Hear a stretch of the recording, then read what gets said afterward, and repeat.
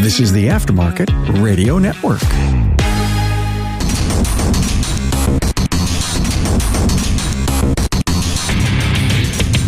All right, welcome everyone. Thank you again for joining me for another installment in Diagnosing the Aftermarket A to Z. I'm Matt Fanslow, and today I have a very special guest, a friend of mine, Haakan Light of Garage Gurus, a technical trainer and technical support provider. And he's going to join me today, and we're going to talk about something very important in general, but also to me because it does tie in a lot to the substance use disorder and a lot into other topics that I've done. I haven't done so much on this podcast, but on Carm's podcast, on the Remarkable Results Radio podcast, that this spills into that, specifically like the social media stuff that I talked about with Scott Brown. And the topic is mental health, and something that probably doesn't get discussed enough, honestly, and out in the open. Usually it's a subject of getting ribbed or some teasing. And that, I'm not saying that's always bad either, depending on the situation, but there is some very serious things going on. So Haakan, thank you very, very much for joining me. Glad to be here. Honestly, I think I'm going to turn the reins over to you right away. I think maybe the best way to start it out from my end is simply that mental health disorders are very prominent in our society. We're talking millions and millions of people. Somewhere in the neighborhood of 1 in 5 and 1 in 4 adults have a mental health issue or an illness, a concern. And a great many of them are going undiagnosed, untreated. And that would be where it could take a tangent into substance use disorder. But I think I'd just rather turn it over to you. Awesome. So for me, my experience with mental health is, it's pretty personal. There's been stuff I've gone through personally, but also I have a sister who struggles quite a bit with some mental health stuff. Never really been fully diagnosed, but has gone through a lot of stuff. So, there's been some pretty direct contact with that, but also my own experience, which most of what I've dealt with and struggled with personally has been a result of actually hockey. So playing hockey, I've had a number of concussions. Concussions can cause issues with mood, issues with, kind of being able to control your emotions, being able to feel kind of steady, just on a daily basis as far as, your baseline, whether you're feeling really good, feeling really terrible. I mean, everybody has bad days. That's completely normal. There are days where you wake up and you're just not feeling 100%, and that's perfectly normal. I don't think people should ever be concerned to admit that. But and we've seen the extremes of that from, I think, maybe primarily the NFL players and professional wrestlers, where we've seen that amplified way further than what you're talking about, but taken to that degree, much of which can be attributed to not just like a single concussion here or there, but many, and maybe most likely consistently over a period of time. It is a cumulative effect. The more you have, the more severe of symptoms you can develop.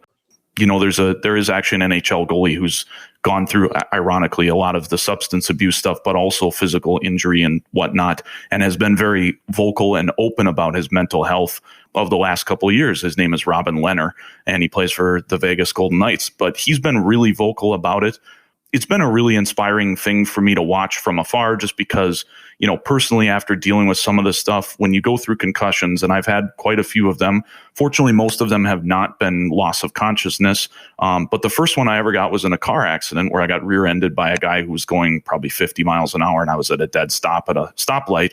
And, my neck snapped forward real hard, and I smashed my head on the back of the seat. And I did lose consciousness for a short period of time. And after that, I had a number of concussions after that in hockey. And I think in many ways, it seems like when you get one, it gets easier to get more. Well, I don't know if that's medically factual or not, but it seemed like that was the case.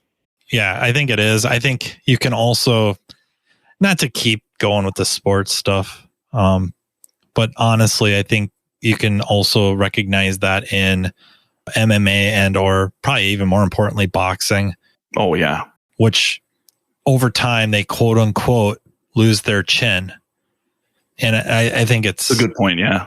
Yeah. I think it's very much what you're saying that once you've had that type of an injury, you're a little more prone to it. Maybe not like immediately right away, but especially the way you're talking, cumulative, and not cumulative so much even just every time it's a concussion, but head trauma. So you've had the bad head trauma where there was a concussion followed up with head trauma, and not necessarily enough to cause a actual concussion or cause you to, the lights to go out or anything, to go unconscious. Just enough that after a while it starts building up, and it's not building up like a resistance. It's the opposite. It's taking away your resistance. Absolutely. And so what it's done, at least for me, is I've experienced, I've had some issues with depression. It's caused a lot of sleep related issues for me. Depression hasn't really been so bad most of the time. There have been, bouts where it's usually after a concussion, because what it takes away from you is your ability to exercise for quite a period of time. It takes away, your favorite activity. So for me, hockey is like my release or my activity I get to do that helps me de-stress. And it took that away from me every time I had a concussion, which made things real difficult, because if you don't find another strategy to deal with your stress and your frustration and whatever happens in your daily life, it gets really challenging to be able to maintain some level of baseline, feeling good or whatever you want to call it. So I think that was tough. And then I also went through some issues with atrial fibrillation. So that took away playing hockey for about 3 years until I finally got on a medication that has controlled it. Surgery did not stop it from happening. I've had 2 surgeries and it didn't kill it. I may go back and try for another surgery at some point to get off the medication, but yeah, when you're talking surgery, you're talking about ablation. Yes. Yep. So going through the heart with a catheter, and first time they try with a cryo balloon that basically goes into the artery and freezes and kills the nerves, hopefully. And then the second time they go in with a tripwire and they try to burn the areas and scar the tissue to basically block the electrical signals in the area of the artery that's not supposed to be getting a heartbeat signal, essentially. Yeah, not to go sideways with this, but atrial fibrillation is, we'll just split the heart up. Really, the heart has multiple, you could really cut it and divide it in 4 areas, but we're going to just split it in half, not top to bottom, but we're going to have a top and a bottom. And the top is the atria. And what he's talking about, atrial fibrillation, is there's something called a sinus node on your heart, and that essentially is what delivers the electrical pulse to your heart to cause it to constrict and, pump blood from the top to the, or really, I think it comes from the bottom to the top, and then that isn't so important. What happens is there's also cells around the sinus node that, with people that have atrial fibrillation, these cells are also capable of delivering that electrical pulse. And for whatever reason, and as far as I know, they don't know exactly why, these other cells decide that they're going to start firing the heart. And it doesn't fire the whole heart. It fires the top of the heart. It's not even so much a pulse as much as it starts to vibrate, almost to flutter. And some people have atrial fibrillation. They don't know it. They have no idea, no symptoms. Other people, the symptoms are so bad, they can't hardly get out of bed because it's so bad. And the reason I know all this is I have atrial fibrillation. I'm pretty lucky when I can tell when I'm in AFib, but I don't really have any symptoms. I can feel it in kind of my throat and chest a little bit.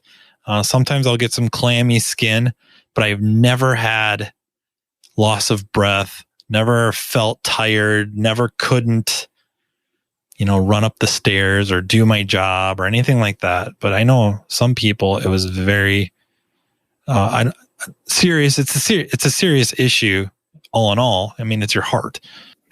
Yeah, right. When's that not serious, right? Right. Yes. But serious in that it does affect their activities. And in your case, it caused you to not be able to go out and exercise / play hockey, where mine, there was no restrictions. They're basically like, they didn't believe I was ever an AFib until they sent me home with a monitor and witnessed it. And I was in it for a few hours, and I could tell I was in it, but I never slowed down my activity. I told them I could feel it, but I had no other symptoms. But I wanted to ask, and if you don't mind me asking, no, a lot of people talk about depression, and as far as I know, I don't have it, or I don't think I've ever had it. What were some of your symptoms? Because I think we talk about depression a lot; it gets thrown out there, but we don't really talk about the actual symptoms, other than sometimes about the really bad symptoms of just not, people not being able to get out of bed in the morning, just not being able to get the gumption to even go. But what were some of your symptoms, if you don't mind me asking? No, not at all. No, so I mean, in some ways it's kind of, I'd say it's similar to the not getting out of bed, but maybe in a degrees, so a spectrum, right? So getting the ball rolling, getting the motivation to go start an activity. So in many ways, it was, once you got started doing any activity, whether it was going to work or whatever it was, you were fine. And, frankly, I've always had no problems with attendance at jobs, which is awesome. I've been able to fight through even when I'm having a bad day or whatever. It's been something I've always been able to get through. I think the big thing that it really affected for me was, and I don't know if it was just the depression or if this is all related to the concussions, or, if it's anxiety related. Depression and anxiety go together a lot. I think more people could probably say they've suffered from anxiety than in depression, but they can both happen together quite a bit. And, I'd say for me, anxiety is definitely something I'm prone to. I know my mom has a history of having a lot of issues with that. And so I think that's definitely a factor for me, is making me more prone to having anxiety issues. And anxiety, again, just kind of that stress feeling, like it's really hard to get motivated to get going. Once you get going, you're like, hey, I'm happy to be at work. Hey, I'm happy to be talking with people and visiting with friends and whatever else, even hanging out with friends. When depression got real bad, it was like I would plan to go do stuff with friends and then I wouldn't follow through. I would still go to my job, but when I wanted to do recreational activities, I would bail and I would not go and spend time with those people. And that's when I knew there was a problem. Because I was like, well, the things that I know I actually enjoy, I won't do those things, even though I know I'll enjoy them. And, there was just that mental load of going out and spending time with people. You just feel like garbage. You don't want to do anything. And that's really, that was really hard to get over and get through. But thankfully, at this point, I don't have issues with that anymore. I'm back. I feel like I've gotten to the point now, and probably some of this is related to being able to play hockey again because my AFib is under control. But overall, just mentally, I feel great now, but a lot of it is, it's taken a lot of work. It's taken time.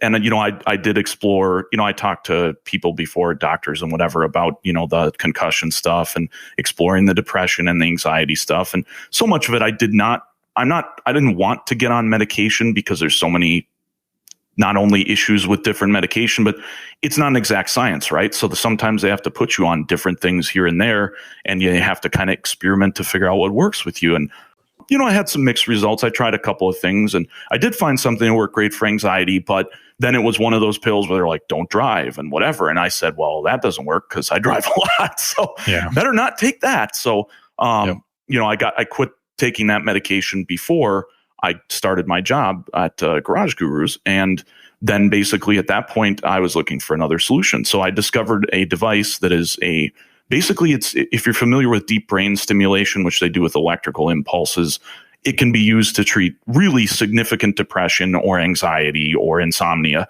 But they basically created a device that is used over the counter. So you buy it, you can get a prescription for it.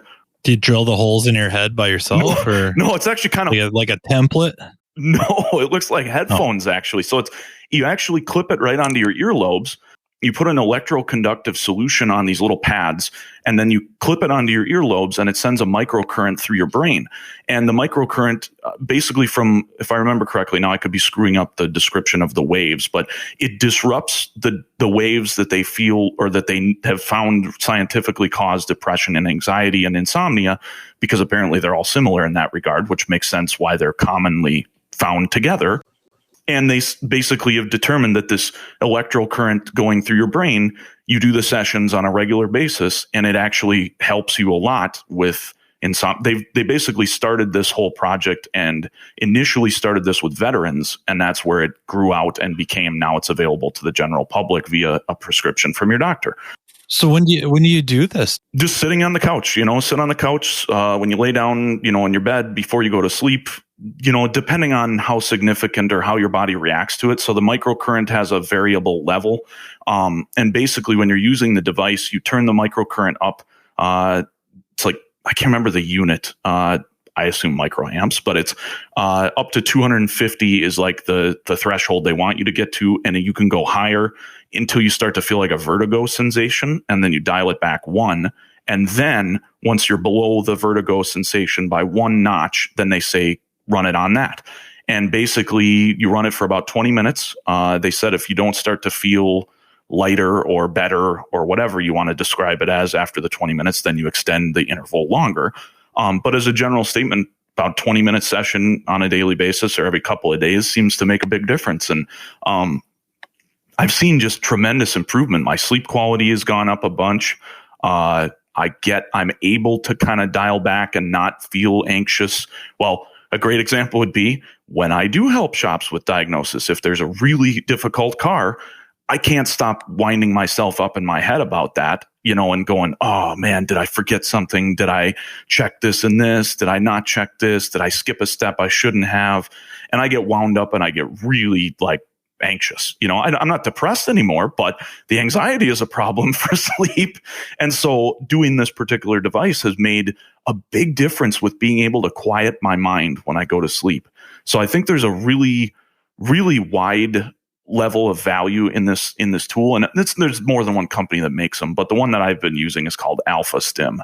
And, I have an awesome doctor who actually was the one who ultimately got my AFib diagnosed after being to multiple people and specialists who couldn't figure it out. And she was the one that gave me the take-home monitor like you had.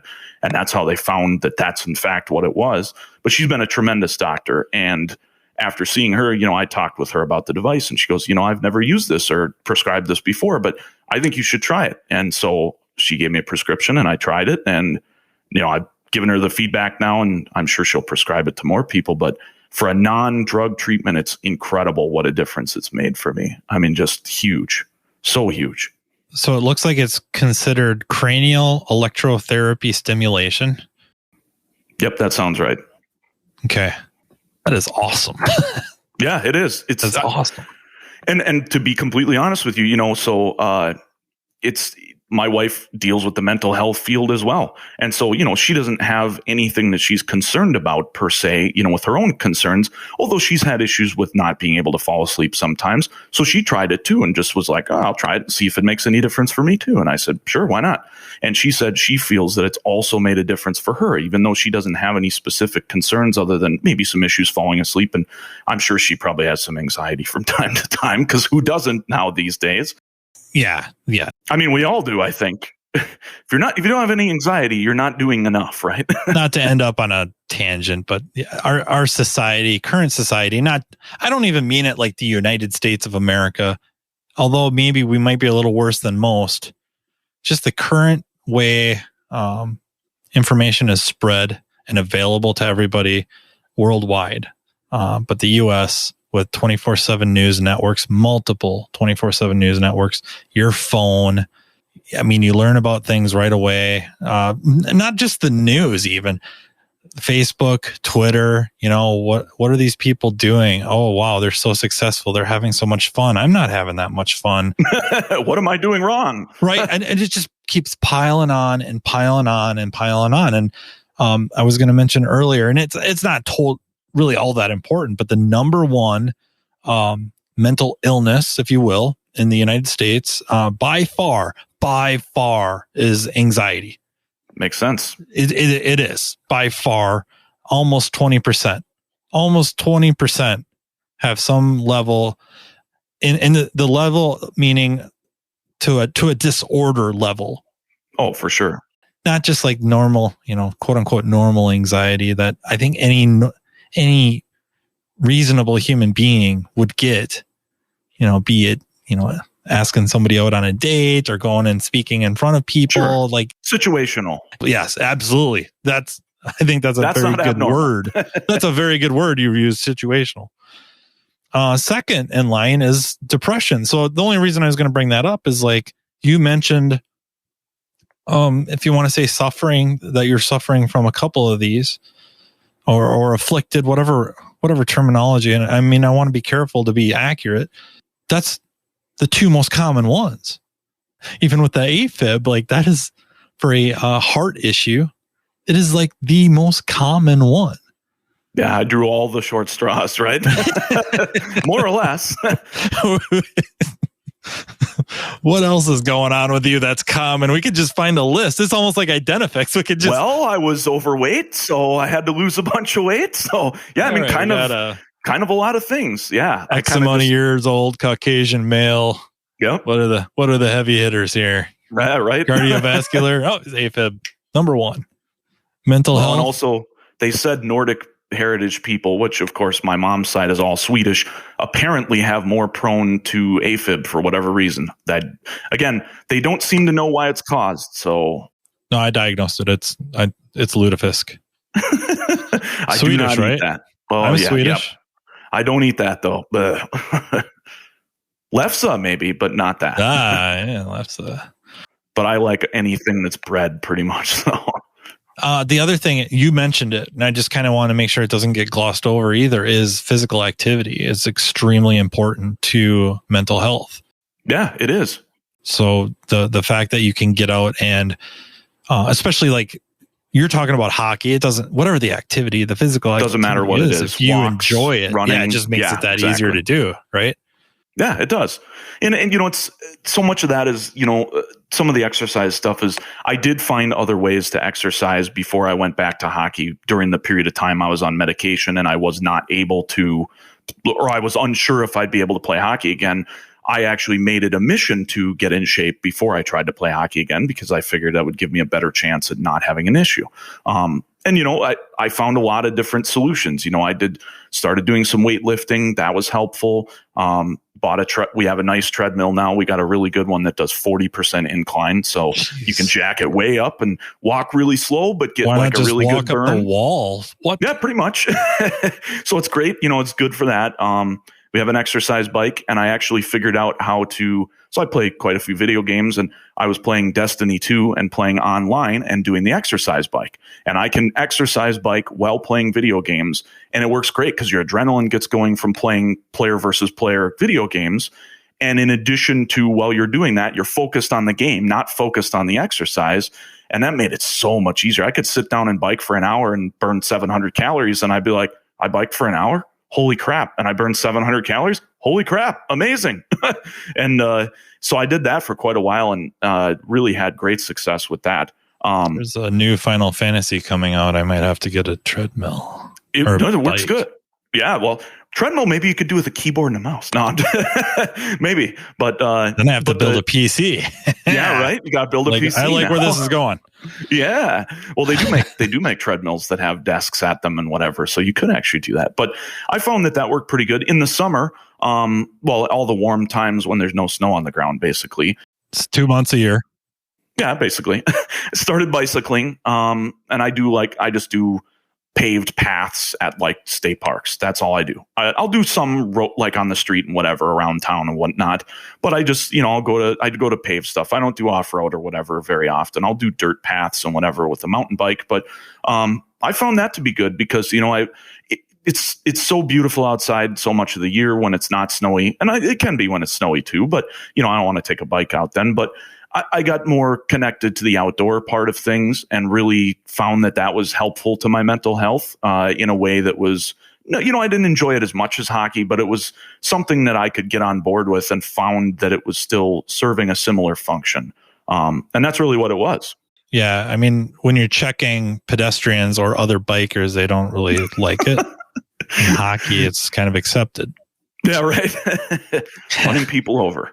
No, but it just finding an adaptive strategy, I think, for your mental health care is really important. So, not every person is going to be able to do the same thing to relax or release or whatever. And I think going back to the anxiety thing, that's really, it's a problem when you can't relax. So I don't know if it's anxiety caused or what it might be, but if you're finding that like your moods are unpredictable, or you find that you get mad easily over stupid stuff, things that you're like, why am I mad about that? Or, someone else in your life points out, and my wife has found that, over the many years we've been married now, there's been some times where like my mood seemed erratic or off or unpredictable in a way that was really bizarre to her. And she was like, I don't get it. This is strange. Now, a lot of that is very commonly known to be affiliated with concussions, but it could also be related to anxiety or depression. So not knowing what the root cause was, the alpha stim seemed like a really logical thing. And I will absolutely say that since I started doing it, my moods have been much more straight line level and much more predictable and consistent. Everything, as a general rule, I control them pretty well, but there were times where I didn't. And now that I've been using that device, I've had just amazing stabilization overall. Did she help you find that, or how did you end up finding that? Well, ironically, she left one of her Psychology Today or whatever magazines that she gets as a therapist. She got that particular magazine and just had it sitting on the car seat, and it was flipped to the back, and that was on the back cover of the thing. And I jumped in the car to go to hockey and saw it and was like, hey, what the hell is that? And I read about it, and being a nerd for technology, I was just like, I didn't think about, getting it for me at first, but then I read about it and I went and read the studies and all the other stuff. And I said, I'm going to try it. Sounds awesome. What I got to lose, right? Insurance pay for it. Give it a shot. And it isn't overly cost prohibitive if insurance will not pay for it. I think if you get the one that's just for brain stimulation, it's like $700. So it's not cheap, but if we're talking about net cost over time, other than some AA batteries, $700 is not a lot to pay for helping your mental health at all. And fully worth it. Especially if it works. Yes. And it does. I can't say enough about it. It really has made a difference in a monumental way, like in a way that I would have looked at and gone, no way is that going to work that good. And then it did. And it's been like, holy crap. It's like night and day. It's been phenomenal. That is awesome. So when you started, I know you said you were on some meds for a while. Mm-hmm. Did they ever go discuss, or did you ever try talk therapy? And it's not a suggestion. I'm just asking. No, I did. I did much when I was much younger and first had issues. I did. And I think the hardest part about it was finding a therapist that you connect with, right? So I think a lot of it, and obviously speaking to my wife, being a therapist and whatnot, so much of it is about building a relationship. So you have to find the right person who connects with you and can build that relationship. And, I think that's probably one of the hardest things for a lot of people when they try to go to therapy, like talk therapy, is that, they might go out and have a bad experience once or twice, or they might see somebody who they don't connect with and they can't form the right relationship, or they're just not the right person. It's really no different than any other situation when you're making friends, or you're, starting at a new job or looking at starting a new job. It's all about finding the right fit. So I did, I just did not run across the right person. And I'd have no doubt that there's someone out there that is the right person and whatnot. And, I've certainly considered it. And my wife has bugged me a ton because she said, hey, probably help. You found a solution that works great, but why not do that too? And I said, that's fair. But, I get free therapy from her. Not really. Yeah, I'll probably say something and she'll be calling me, yelling at me how wildly inaccurate this is. But it just seems to me that, TV movies have done a great disservice in portraying what goes on in those sessions, in that you go a couple of times and you cry, or you lay on a couch and they're analyzing you, and then they tell you that when you were a kid something traumatic happened, whatever. I'm not even talking like super seriously horrible horror story type stuff, right. But just and that's what we get. That's what I think a lot of people are under the impression of, that you're just going to go in there and they're going to open you up and just peel back all these layers until you're just raw. And you walk out of there and you're just like this open nerve. Well, I think there's some situations where that's true, but it's not normal talk therapy. It's really about them building a relationship, and arguably, horrific, non-technically accurate word, but a friendship, because at some point they have to start pushing you. So they have to form this bond with you, or you have to try to form this bond so that after a while they can start pushing you off your center or out of your comfort zone, because your comfort zone might not be so healthy. And when they start doing that, and it just takes time. And I think we're instant gratification society, and we watch this stuff on, TV, and we expect to go in there and go through a couple boxes of tissues and come out a new person. And it just doesn't happen. Well, and so much of it is, I think people, there's a perception that you go to a therapist and the therapist is going to fix you. And the reality is that the right attitude to go into a therapist with is that it's work. You're going to go in and you're going to have to put in the work. And the only way it's going to get better is if you're willing to get better and you're ready to do the work, because they're going to give you the tools. So that's what the therapist can do. They can teach you methods. They can give you tools. They can give you ideas of how to do stuff, but you still have to take the responsibility. And it's ironic because, like you said, it really does draw a strong parallel to substance abuse, because think about anyone who's dealt with addiction. You can't force them to stop. You could lock them up. You could keep them away from drugs, but it's never going to stop until they decide they're ready to be done. They have to make that choice ultimately. And when they're ready to be done, they'll be done. And if they're not ready to be done, they won't. Yep. Or they could be ready to be done. They still need that toolkit, like you're talking about. That right. You have to be taught and given these tools to use, almost like the Snap-on guy. Yeah. He ain't going to fix the car for you. He's got some tools for you, and I guess you still have to know how to use them. A scope is a great example, right? Yeah. I could give you the best scope on the planet. I could give you a Pico scope. And if you have no training and no knowledge and understanding of how to use that scope, it's worthless to you. Now, that's not saying it's empirically worthless, but that does mean to you, it's not a tool that's going to help you until you learn how to use it. So mental health is, I think, just a weirdly good parallel actually to the automotive world, because when you talked about relearning and stuff, and in many ways it is the human body and the human thought process and the way you wake up and operate every day. It's a pattern, right? So you have learned adaptive values just like an ECM. Yep. And you have to reset those, and you have to be willing to stumble through, hey, the car runs like garbage now. Hey, I feel awkward and weird right now because I'm trying to relearn my own adaptive patterns. Okay, that's normal. Get comfortable with that. But it's all about being accepting of wanting to improve, right? And I think that's, if you take that attitude and you say, hey, I want to get better, regardless of whether it's about getting better at working on cars or improving yourself or making your mental health better or whatever, if you adopt that attitude in every respect you can, you will have infinitely better results. I mean, it's off the chart, Yeah, I know I throw the word around a lot. I just think, and I'm not an authority. I am so not an authority. But neuroplasticity is, if anything, should give people hope, be it mental illness, be it, and not all mental illness, but a lot, and substance abuse disorder, that there is hope that you can, quote unquote, fix yourself, that you can either make drastic improvements, if not cure yourself of some of these things. And that isn't to be like snake oil stuff.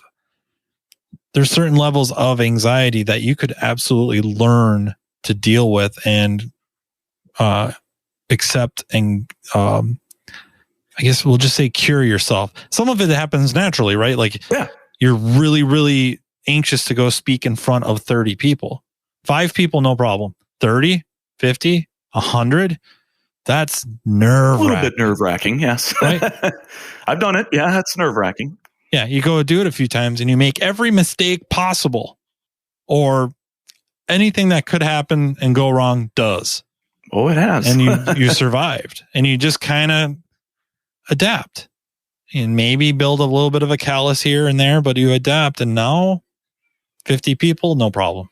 And I don't want to oversimplify that either. I don't want to make it sound like, hey, if you do have an anxiety issue that you just need to subject yourself to stresses and train yourself out of it. I don't want to imply that. No, but it's funny you say that, right? There's hope. There's actually a hockey podcast that I was listening to specifically, and they were talking about some anxiety is good because it means you have an opportunity to grow. You know, it's not a bad thing. It can be used as a tool if you frame it the right way in your head. And obviously if it doesn't get to a certain level, because of course, once it gets to a certain level, it becomes crippling. But if you learn how to manage it and cope with it correctly, it can be also the first time you look at a car and it's an issue you've never seen before. It creates anxiety. You're going, oh crap, this is going to be tough to figure out. I don't know if I'm going to be able to figure it out. Like you hope you can and you think you can, but you don't know. And you feel stressed and anxious about it. And then you just, you follow your process. You stick to the things that you know work.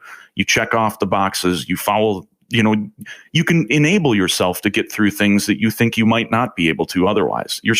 The phrase "you're stronger than you think" is true in a lot of situations. And so much of it is just about, challenging yourself, but don't overlook the tools that are out there that can make it easier. So if it gets to that level where it is causing you issues sleeping, or you can't wind yourself down at night and sleep, consider, talk to your doctor, look at medication if that's necessary. They have antihistamines, kind of like Benadryl, that you can use for anxiety that'll dial you back. And I think that's, and those are harmless because you take them before bed and it dials you back and you don't have to worry about, oh crap, I can't drive tomorrow or whatever. Some of the stuff they give you that's more heavy duty, yeah, you might not want to take that if you're doing, working on cars. You might smash your hand or God knows what else, but the tools are out there. I have a list of things that I think are more or less in general of mental illness, mental health disorders that I don't want to raise anyone else's listening their anxiety level. Like, I don't want to give everyone, I shouldn't even try to think of the word. I think it's the opposite of placebo effect. It's the opposite, where it was right on the tip of my tongue. I know what you're thinking of, but I can't place it now. But basically, somebody starts talking about symptoms, and then you start feeling like you have those symptoms. Oh, it's like Munchausen's. Right. Yeah. That's at a very advanced degree. But stuff that, and maybe just store it in the back of your head. I don't think you want to keep this so much at the forefront and really start analyzing yourself. That would not help, but might give you more anxiety. Yeah. But just to be aware of, and not just for yourself, for loved ones, but excessive worrying and fear, feeling excessively sad and low. And I know excessive, like, what does that even mean? But I think we're talking almost to a debilitating degree. Yeah, when it starts to disrupt your ability to do normal tasks or go to work or spend time with your friends, if you stop wanting to do things that you normally would want to do and your interests haven't actually changed, then that's a sign for sure. When things go numb, or like your favorite food doesn't taste good anymore, I've experienced all of those things, and I can definitely tell you, something's broken when you're like, I don't want pizza. I love pizza. If I don't want pizza, something's wrong. No doubt about it. Or I'm dieting. That could be. You still want it. You just still want it. I just not allowed to have it as much. You know what I do? I scrape the pizza topping and I eat that. I just leave the crust. I'm not saying I don't like crust, but good crust is hard to find. Yeah. Well, I mean, it's a lot of carbs. And anyways, confused thinking or problems concentrating and learning. So the confused thinking, that for me is normal. So maybe I better think about that. Extreme mood changes, including uncontrollable highs or feelings of euphoria, prolonged, or like you said this specifically, prolonged or very strong feelings of irritability or anger. And again, something you mentioned, avoiding friends and social activities, something you would have normally participated in. Now something has changed. Difficulties understanding or relating to other people. That might be something else that's normal for me, especially customers. Changes in sleep habits or feeling tired and low energy. I think that's something we associate automatically with depression, and it may not necessarily be. It could be more. It could be something else. Yeah, it could. Changes in eating habits, such as increased hunger or complete lack of appetite. Difficulty perceiving reality. So legitimately hallucinating. I've never had this. I've known one person, and he was I believe a roommate of my brother's when he was in college. And it ended up he had schizophrenia. Dude, this is like straight out of A Beautiful Mind. There's another movie I was trying to think of that was really good, also kind of illustrating that, but just like feeling of being watched to a debilitating degree. He was a really good guy. I think he's, I think he's okay now, or in some sort of treatment, supportive care environment. Yeah, last I heard, it's not BS that people have that, and a lot of times they don't know it because that's their reality. Another one, you wouldn't call it a mental illness, but yet another symptom, I guess, was the late Robin Williams with his Lewy body syndrome. Yeah, they had a terrible time perceiving reality. And my uncle actually, they think might have had that too, and he had some issues with the same thing. Did they diagnose him? And maybe I don't mean this as like insulting to them, the doctors and medical staff, but did they misdiagnose him as having Parkinson's and treat him for Parkinson's? I'd have to ask my mom about that. I know there was some contention over what specifically was affecting him, and I know his immediate family was very convinced it was the Lewy body dementia, and I know that I think ultimately that's what it was determined at the end of the road was the issue when he died and whatnot, but I'm not sure if they treated it the other way as initially and whatnot. Another one, overuse of substances like alcohol or drugs. Definitely done that before. The booze, not the other stuff, but it is self-medicating, right? It's again, I don't want to sound like I'm anti-alcohol, but it is what it is. It's just a legal drug. It is. No, it is. People use it arguably more than any other drug, and a lot of it is self-medication. It is. It absolutely is. I mean, it can be used to make you feel better, and I after I had some concussions and whatnot, and I definitely developed, like, I wasn't at the point where, like, I didn't do anything that crossed the line or whatnot. I always, when I did drink excessively, it was always when I was at home for the entire evening and whatnot. But I would have way more than was acceptable. Like, by definition, I had multiple glasses of scotch, and that was too many. Now, this is many years back now, but, I quit drinking completely because of the atrial fibrillation, because without their knowledge of what could potentially cause it, I was in my 20s then when I was drinking like that.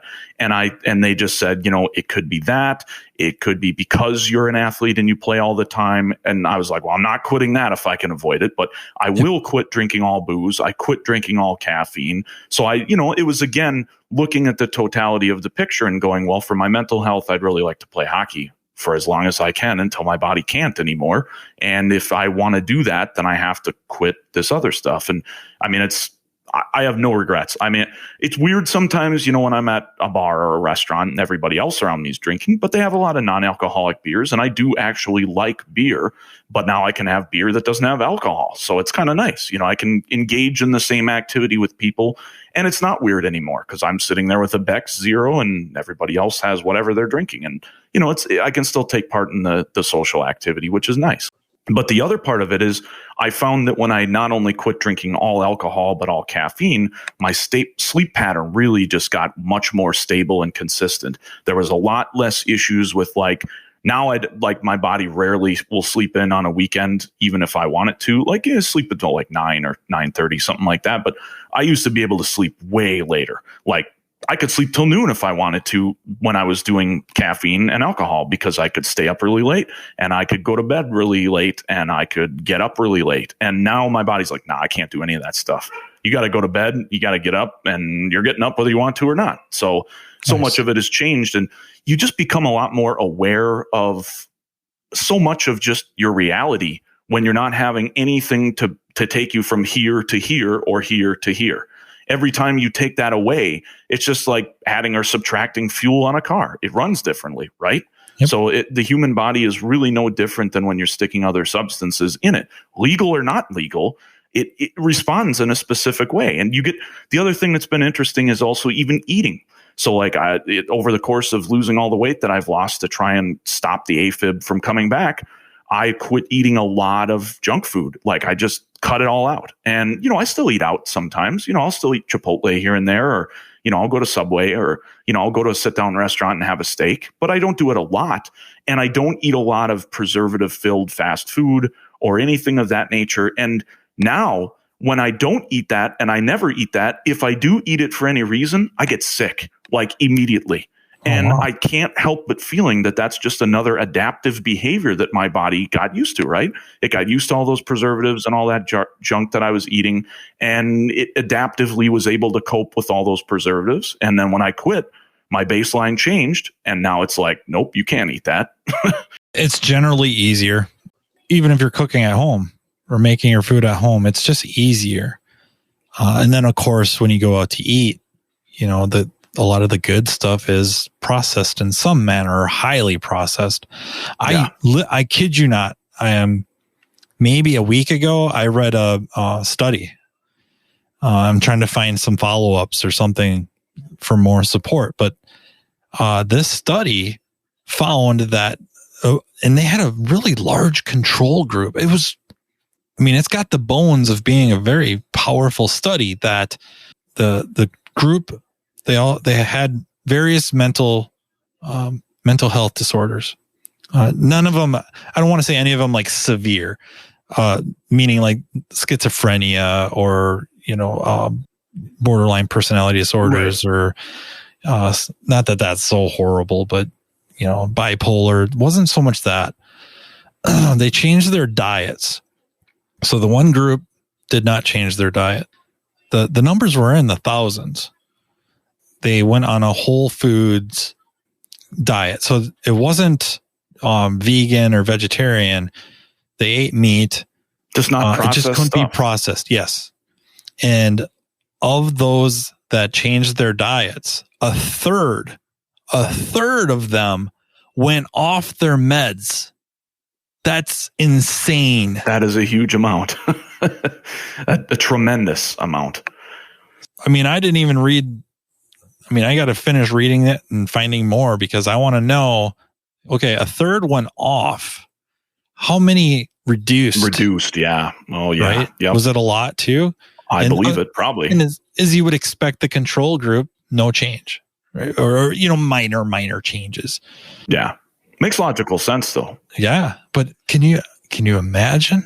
Like, all they did is change their diet, and they stopped eating highly processed foods, and their mental health improved, and in some cases dramatically. Like it said a third. I got to get into the real data to find out, is it like, really 33.333 infinity, or, is it anything more than 25%? To me is like a huge number, though, just for something as simple as modifying your diet, right? Not that that's easy, because don't lie to yourself. It all goes to, all of it really ties into, it's all about, all of this requires work, right? You have to be willing to do the work, regardless of whether it's your eating habits or your mental health or anything. You have to be willing to do the work. And if you're willing to do the work, you will see results. That is unequivocally 100% true.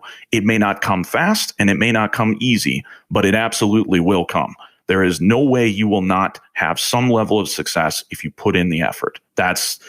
And I think the human body reminds me, it's funny, because every day I talk with my wife and I talk about cars that I help diagnose. And then she, talks to me and says, hey, it's the parallels between, she tries to help fix people, I try to help fix cars. And I see more parallels between the two than I think a lot of people realize, right? So even in the experience of watching people try to diagnose a specific problem on a car, so often people forget the foundational, as I like to call them, principles. They forget, hey, you've got an electrical problem. Well, did we check the alternator and the battery cables and all that stuff? The nuts and bolts that make the car run, it has to have those. It's just, your mental health is just like that to your body. You need your mental health to be good. It needs to be fundamentally sound, or the results of the things that you try to accomplish will be lesser, poor. You won't see the achievement that you're looking for. And it's the same thing with your physical health, right? Physical health, mental health. It's anytime you're looking at an entire picture, you want to take all of those things into account. So the study you're talking about makes total logical sense to me. It fits together, right? It does. And I kind of hated to bring it up because I don't, I haven't read it all and I don't have all the data, but my guess is where it's leading. And again, probably maybe shouldn't even be saying this stuff because I'm making an assumption and I fix cars for a freaking living and I'm no assuming waxing intellectual on this medical study about diet. But my suspicion is it's going to lead to something pertaining to the gut microbiome and its effect. A lot of times it gets referred to as the second brain. So I have a suspicion that that's where it's going to lead is when the gut microbiome gets healthy. There's immediate's not the right word, but a very direct improvement towards your mental health as well.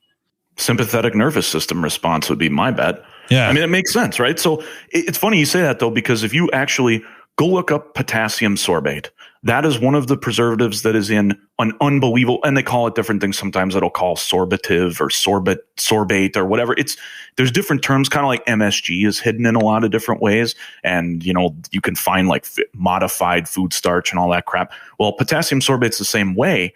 And that is actually one of the preservatives that will kill the healthy bacteria in your gut. And surprise, surprise, it's in a ton of processed food at a monumental level. I actually picked up on that a while ago and I was like, this seems to be an issue where like if you have a lot of potassium sorbate, you feel really terrible and you end up in the bathroom a lot and your body just can't quite right itself. And if you look up what it is, it's essentially something that's used for like sterilization purposes and whatnot. And I'm going, that doesn't seem like something you should be putting in your body. That's like drinking a very small amount of bleach or something akin to that. And, you got to figure that's going to kill the stuff in your gut. A little bit of bleach kills a lot of, bad things too. You might kill some bad things, but you're going to kill some good things too. Yeah, but probably a lot of good things. That's just one preservative I ran across that I noticed was in a lot of the processed food that I used to eat pretty regularly. And boy, oh boy. The other thing that's been kind of game changing for me was the Apple Watch. So I've used the Apple Watch a lot to track calories, track exercise, that kind of stuff. But they also have a thing on it that a Breathe app that basically you can go through and do deep breathing exercises and you can program it to do it on a regular basis. And it really does. It can make a big difference. I mean, there's all sorts of studies that talk about how it stimulates the nervous system in a constructive fashion. And like, ironic that you mentioned dealing with customers earlier, but if you ever have a customer that's having an absolute meltdown, take 3 huge deep breaths in front of them. I guarantee you they will immediately go from here to here. And it's a response. The human body responds back to that. Absolutely. Yeah. Almost like yawning, right? Yeah, it is. It's just like the yawning response. It's super similar. They will take a deep breath and suddenly their nervous system will go down a little bit and they'll calm down and they'll be less mad and they'll be easier to talk to. But a phrase that I always felt was really actually useful when I was dealing with customers, when I used to do front shop stuff and, manage a shop, was when I was having the conversation, I was just like, let's be fair. Let's be rational. I'm trying to help you here. I'm not your enemy. I want to help you. I want to make this right. Let's work together to find a solution here. And I think when you just have a really even tone and a calm disposition and you talk to people that way, eventually they kind of go, oh yeah, I'm yelling. And they kind of go, oh yeah, I'm kind of melting down. And then, you do the 3 deep breaths and suddenly they're back to normal and they calm down. And I can't tell you how many people where they came in and because their perception was something was not okay in the initial interaction. And I got them back to, okay, we're okay. And they left happy and everything was all good. And it's so important to remember that everybody you deal with, employees, your customers, everybody, they can all be struggling with mental health. They could all be struggling with having an anxiety attack. I mean, they probably are having an anxiety attack. Cars are expensive to fix. And you go, hey, look, it's $3,000 to fix your car. And they go, I mean, I just put a furnace in my house and that was $7,000 or $8,000. So let's be honest. You get a car bill that's $2,000, $3,000, $4,000 or more. Yeah, I can understand. Who isn't going to react to that, right? Who isn't going to get upset? Did you make sure to tell the installer that you used to be an HVAC technician? No, I didn't say anything to him, but I did say, I was impressed. They did a really good job. The installation, I went down and looked, and they did a great job. It looks much better than the initial furnace that was installed in my house. Kudos to them. And it was actually two younger guys. So that the electrician had an apprentice with him who was very young. And then they also had the HVAC guy who was also pretty young. I think they were all in their 20s. And I was really impressed. They all did a great job. The only thing one of them forgot, the HVAC guy forgot to plug in the hot water heater. He had the splitter with the hot water heater and the water softener and all that stuff. That goes to an outlet above the heater. And he had plugged the heater in, but he forgot to plug that back in. It's the only mistake I found. And I was like, if that's the worst mistake he made, I'm good. I got no concerns. That's fine. What? That should have been a comeback. Oh my God. You should have been melting down on the phone. How dare you? Since you. I got no hot water. No hot water. My wife was like, well, I'm glad you caught that before I went to take a shower, because I would have been really upset. And she showers before I do in the morning. So I would have heard some screaming, what's going on? No hot water. And understandably so, because that would have been tough. To kind of start winding this down, I don't know. I worry some of the stuff I've said or done has been making light of it. And I really am not at all. This is very serious topic. And it's important to talk about and address and be aware of, not only for yourself, but for your coworkers, for your employees, for your customers, everything. Because, when it really boils down to it, if you were to guess what's the second leading cause of death in people ages 10 to mid 30s, well, what would you guess it is, just off the cuff? Probably suicide. It's suicide. And half the people, and at least, right? And statistics are what they are. I'm not saying take them with a grain of salt, but there's a fudge factor, right? Almost 50% of those who have died by suicide have undiagnosed / untreated mental health issues. That's important. And it's really important to us because we're a male, at least right now. And in a way, I hope it changes a little bit. If it's going to change, I hope it changes. I don't want to force the issue, but we are male dominated, not society, male dominated profession. Yes. That's all there is to it. We are. Totally true. And when it boils down to it, about 80% of all suicides are males. There's some weight to this. And I'm not trying to insinuate that there's just, these numbers they're too high. I don't want to blow it out of proportion. Like a lot of our media out there, I'm not trying to blow this out of proportion, but it's enough to be aware of. Yeah. No, it is serious. It is a big deal. Yeah. To take it seriously. And if you are struggling or feel like you're struggling, there is so much help out there. A lot of information through NAMI, which is National Association for Mental Illness, I believe. That sounds right. National Alliance on Mental. No, it's national. Yep, National Alliance on Mental Health Issues, and hopefully, everybody listening to this becomes a kind of a supporter or somebody that can be gone to and talked to, and not that you're going to help them yourself, but get them in touch with resources. Just understand that you're by no means alone. I have talked with a few people just through Facebook groups and whatever that have struggled with stuff, and just being an ear and listening to someone might be enough to help them get over the hump to the next step, going in to talk to a therapist or, talking to their doctor about depression medication or whatever it might be.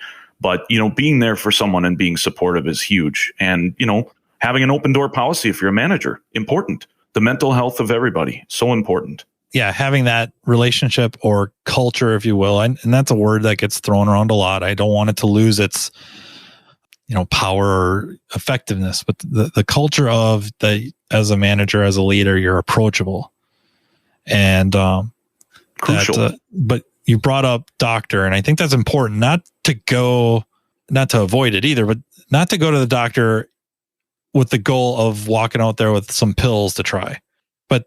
to get, the first step probably should be a physical. Yeah. Is there anything, wrong first and foremost physically Hormonally. to address? Yep. Hormonally. You can't discount that. That is a possibility. Whatever, super low iron levels, or, I don't. Vitamin D. You never know. There's a lot of things like that. And I think but again, another parallel to cars, right? So you need to assess the baseline health of a human being, just like you would a car, right? There's basic things you do. You check all the fluids, you check the battery, you check the alternator.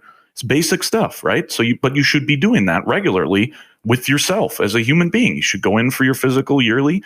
And doctors really, to me, are no different than a therapist. If you're going to try to find a therapist, you may not be seeing a doctor you like or that you're comfortable with, and that's important. Find someone who is. There is no shortage of doctors, just like there's no shortage of technicians and shops, right? If you find one that you don't like, that doesn't mean you shouldn't go. That just means you need to find a different one. And there's different ones for everybody. And I think I saw 5 different doctors until I found the one that I have now. And I have a great relationship with this doctor, and she does a phenomenal job. And she's treated everything that I've run across, whether it's an injury related to hockey or it's, any of this other stuff. She's done a phenomenal job, but she listens, and she's very, very, very treats the whole picture, looks at everything, and, just a great doctor, which ironically I was referred to by my wife because she goes to her as well. She used to go to her, but.